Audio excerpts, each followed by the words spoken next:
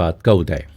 दोस्तों, आज से करीब करीब 100 साल पहले भारत की आज़ादी की लड़ाई में एक ऐसा मोड़ आया था जो भारत के इतिहास को बदलने की शक्ति रखता था। लेकिन एक घटना के चलते सारा खेल उल्टा पड़ गया था। आप सुन रहे हैं शेखर बंदोपाध्याय की लिखी from Plassey to partition and after की बुक समरी।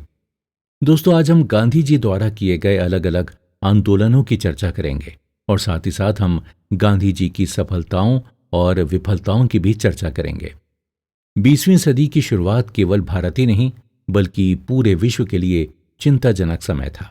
ये एक तरफ भारत में इंडियन नेशनल कांग्रेस दो दलों में बढ़ गई थी, हिंदू मुस्लिम एकता खतरे में थी और क्रांतिकारी गतिविधियां बढ़ रही थी। तो वहीं दूसरी तरफ वर्ल्ड वॉर का खतरा बढ़ता जा रहा था। वर्ल्ड वॉर का इफेक्ट भारत पर भी पड़ा। ब्रिटिशर्स की ओर से बहुत सारे भारतीय सैनिक वर्ल्ड वॉर में लड़ रहे थे। साथ ही साथ फौज पर किए जाने वाले खर्च को इस समय बहुत बढ़ा दिया गया था, जिसकी वजह से भारत की इकॉनमी को संभालने का सारा बोझ आम भारतीयों पर आ गिरा था। टैक्स रेट्स और आम चीज़ों के दाम बहुत बढ़ा दिए गए थे, जिसकी वजह से आम इंसान पिसता चला जा रहा था। वर्ल्ड वॉर के खत्म होने के बाद खिलाफत आंदोलन शुरू हुआ। इस आंदोलन के चलते मुस्लिम 3 मांगे कर रहे थे। पहली ये कि तुर्की के खलीफा को वापस गद्दी पर बैठाया जाए और युद्ध से पहले का साम्राज्य वापस लौटाया जाए। दूसरी मांग ये थी कि खलीफा को मुस्लिम धार्मिक स्थलों का कंट्रोल वापस मिले और तीसरा ये कि अरबिया, सीरिया, इराक और फिलिस्तीन पर सिर्फ मुस्लिम ही राज करें।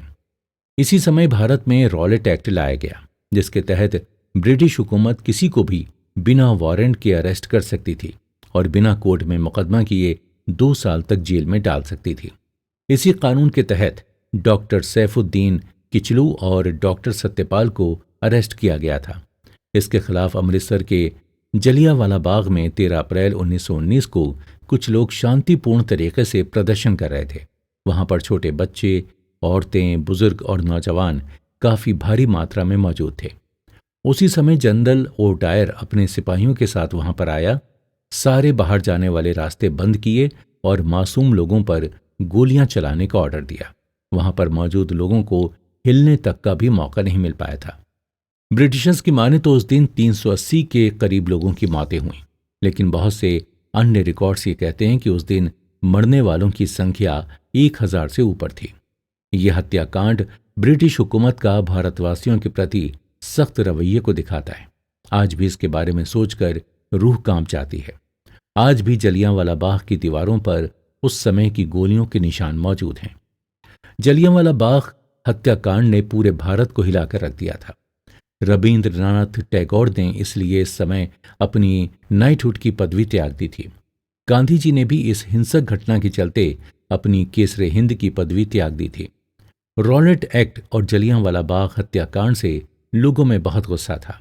गांधी जी ने उस समय लोगों के गुस्से को ही सही दिशा दिखाते हुए असहयोग आंदोलन शुरू किया। साथ ही साथ गांधी जी ने खिलाफत आंदोलन को भी अपना समर्थन दिया। इसके बाद भारत में 1920 में असहयोग आंदोलन और खिलाफत आंदोलन साथ साथ आगे बढ़े थे। अब तक ब्रिटिश हुकूमत के खिलाफ होने वाले सारे आंदोलनों में कमी थी तो आम लोगों के समर्थन की, जो गांधी जी ने आकर पूरी की। गांधी जी के द्वारा साउथ अफ्रीका में ब्रिटिशर्स के खिलाफ किए गए कामों के बारे में भारतीय लोगों को पता था। जब गांधी जी साउथ अफ्रीका से भारत लौटे तो उन्होंने देश भर में घूमना शुरू किया और लोगों से मिलना शुरू किया। इस तरह वो आम भारतवासियों में काफी पॉपुलर हुए। गांधी जी का भारत में पहला आंदोलन बिहार के चंपारण में था। इसके बाद अहमदाबाद और खेड़ा में आंदोलन करने और उनमें सफलता पाने के बाद गांधी जी का नाम बहुत बड़ा हो गया था।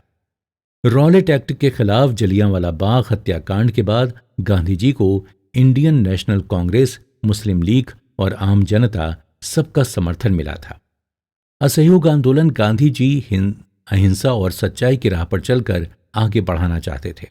इस आंदोलन के शुरुआती दौर में भारतीय स्टूडेंट्स ने स्कूल और कॉलेज छोड़ दिए। लॉयर्स ने प्रैक्टिस छोड़ दी, ब्रिटिश कपड़ों को जलाया गया और उनका बहिष्कार किया गया। गांधी जी आगे चलकर असहयोग आंदोलन के साथ सिविल डिसओबीडियंस भी शुरू करना चाहते थे, जिसमें वो ब्रिटिशर्स को टैक्स न देने की बात करते, लेकिन ये कभी हुआ ही नहीं। इसका कारण ये था कि असहयोग आंदोलन धीरे धीरे हिंसक होता जा रहा था। 4 फरवरी 1922 को चौरी चौरा में कुछ प्रदर्शनकारियों ने एक पुलिस स्टेशन में आग लगा दी थी और कुछ पुलिस वालों को जिंदा जलाकर मार दिया था। इसके बाद गांधी जी ने असहयोग आंदोलन वापस ले लिया। बहुत से लोग उनके इस डिसीजन से खुश नहीं थे, लेकिन गांधी जी अहिंसा और सच्चाई के बलबूते पर ही इस लड़ाई को लड़ना चाहते थे। ऐसा माना जाता है कि अगर ये आंदोलन कुछ दिन और चलता तो हमें आज़ादी 1930 से भी काफी पहले मिल जाती। बहरहाल ये आंदोलन असफल रहा। गांधी जी को अरेस्ट कर लिया गया और इसके बाद आज़ादी की लड़ाई फिर से सुस्त हो गई थी। गांधी जी के अरेस्ट होने के बाद इंडियन नेशनल कांग्रेस फिर से 2 दलों में बंट गई। एक दल गांधी जी की असहयोग की विचारधारा को आगे बढ़ाना चाहता था। ये दल कहलाया नो चेंजर्स। वहीं दूसरा दल प्रशासन में घुसकर संवैधानिक तरीके से ब्रिटिश हुकूमत को कमजोर करना चाहता था। ये दल कहलाया प्रो चेंजर्स। प्रो चेंजर्स ने अपनी एक नई पार्टी बना ली जिसका नाम रखा स्वराज पार्टी।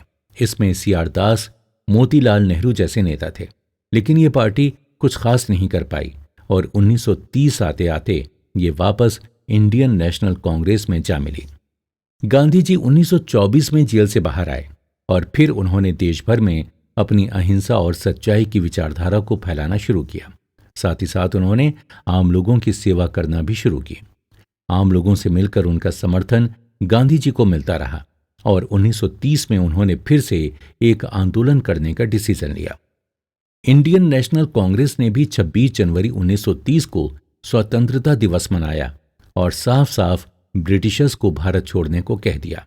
ब्रिटिशर्स द्वारा कोई ठोस कदम न लेने के कारण गांधी जी ने इंडियन नेशनल कांग्रेस के साथ मिलकर 12 मार्च 1930 को डांडी यात्रा से सिविल डिसओबीडियंस आंदोलन की शुरुआत की।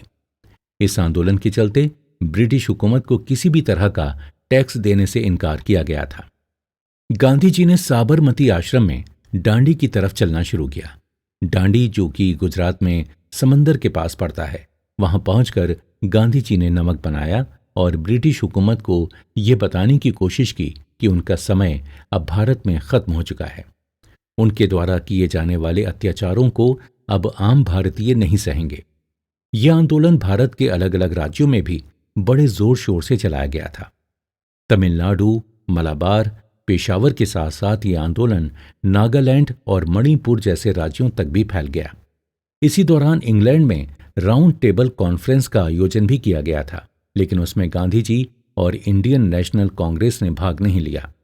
इसके बाद उस समय के वाइसरॉय इरविन गांधी जी से मिले और गांधी इरविन पैक्ट सामने आया, जिसके चलते गांधी जी ने सिविल डिसओबीडियंस आंदोलन रोक दिया और दूसरी राउंड टेबल कॉन्फ्रेंस में भाग लिया। लेकिन इस राउंड टेबल कॉन्फ्रेंस में भारत की आज़ादी को लेकर कोई ठोस कदम नहीं लिया गया था। इसके चलते गांधी जी ने भारत आकर फिर से आंदोलन शुरू करने का सोचा, लेकिन तब तक भारतवासियों में उत्साह कम हो गया था और साथ ही साथ गांधी जी को भी ब्रिटिश हुकूमत द्वारा अरेस्ट कर लिया गया था। इसलिए यह आंदोलन भी असफल रहा। हालांकि इसका फायदा यह हुआ कि इंडियन नेशनल कांग्रेस देश भर में पॉपुलर हो गई और 1937 के इलेक्शंस में भारी मतों से जीत भी गई, जिसके चलते उन्हें कुछ हद तक सरकार का हिस्सा बनने का मौका मिला। गांधी जी द्वारा किए जाने वाले आंदोलन असफल रहे, लेकिन वो आम लोगों में विश्वास जगाने और उनका समर्थन पाने में सफल रहे।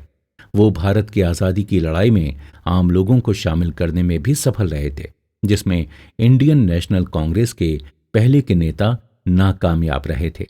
वहीं दूसरी ओर एक बहुत बड़ा तमका गांधी जी के काम करने के तरीकों और उनकी विचारधारा से बिल्कुल भी खुश नहीं था।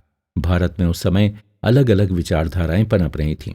कुछ विचारधाराएं गांधी जी की विचारधारा से मेल खाती थीं और कुछ नहीं। गांधी जी जहां अहिंसा की बात करते थे, वहीं दूसरी ओर एक तबका ऐसा भी था जो हिंसा की राह पर चलकर भारत से ब्रिटिश हुकूमत को हटाना चाहता था। भारत में भले ही उस समय अलग अलग विचारधाराएं हों, लेकिन सबका उद्देश्य एक ही था, भारत को ब्रिटिश हुकूमत से आज़ाद करवाना। आगे हम इन्हीं हिंसक गतिविधियों और उनसे जुड़े कुछ क्रांतिकारियों के बारे में जानेंगे, तो आप बने रहिए हमारे